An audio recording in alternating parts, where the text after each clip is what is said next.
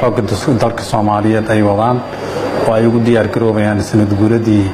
58 oo ku aadan khamiista soo socota haddii alla idmo 12 Abriil ee khamiista soo socota ku aadan diyaar garowgaasi wuxuu isugu jiraa mid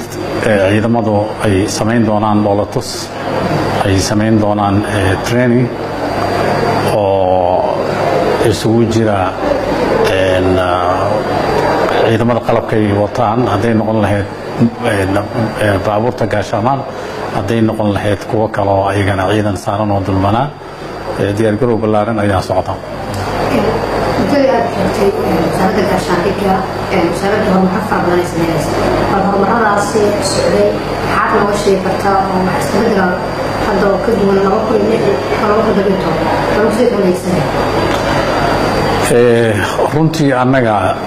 waxaan xoogga saarnay dib u dhiska ciidanka xoogga dalka Soomaaliyeed waana wadnay ciidamo badan tababaray ka soo baxeen oo waxaan bilownay inaan registration u sameeyno oo biometric ah oo ciidanka la diiwaan geliyo isla markaasna waxaan diyaarinay numberka ciidamada qaarkood number ma lahayn inaan sameeyno tirakoob rasmi ah ciidamada ay mishaar ku qaadan karaan teeri kalena waxaan u diyaar garoonay howlgallo aan rabno inaan wadanka looga safeeyo qolada argagixisada shabaab diyaar garowgaasna waa wadnay markaan xamdi mushaarka ciidanka sababtay waxaana lagu sameeyay qalab kutaasada lagu bilaabay caqabad waxaa jirta dowladaha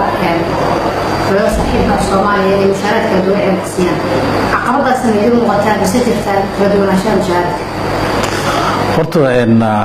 mushaaraadka ciidanka waa waajib saaran dowladda Soomaaliyeed in askariga xuquuqdiisa ay bixiso askariga waajib uu leeyahay waajibkiisa inuu guto كمواطن كعسكري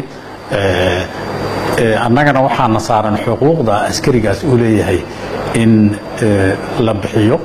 mushaaraadka guud ahaan waxaa ka wakiila dowladda Soomaaliyeed inay bixiso hadda telekoobkii aan sameynay teeri kale nambaro waxaan rabnaa inaan ku aadino 12 Abriil oo ku aadan khamiista inaan ku aadino ciidamada la tababaray sida ciidanka hadda ay tababareen xeradan general golden lagu tababaray imaaraadka ay tababareen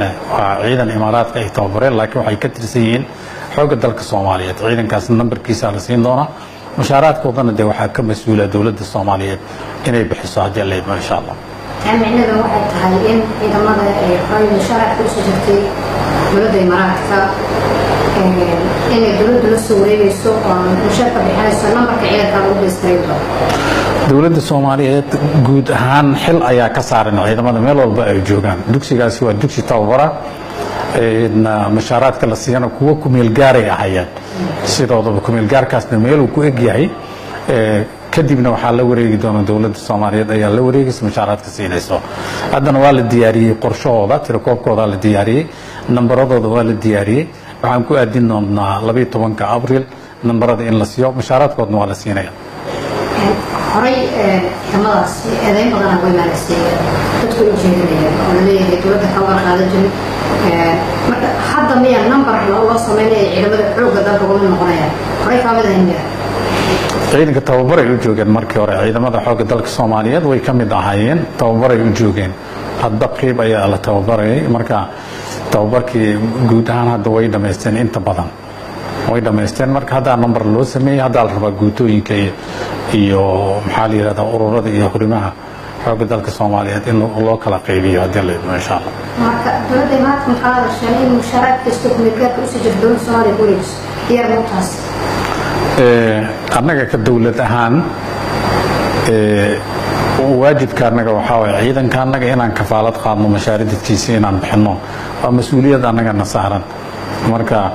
mas'uuliyadda annaga na saaran inaan dad kale ka codsano runtii waa u mahad celinaynaa dowladda imaaraadka tababarka ay siisay ciidankaas iyo xeradaas tababarku ay furtay oo qayb ka mid ah ciidanka xoogga dalka Soomaaliyeed lagu tababaro taas waa uga mahad celinaynaa laakiin wixii ku saabsan xuquuqda ciidankaas ay leeyihiin annagayna saarantay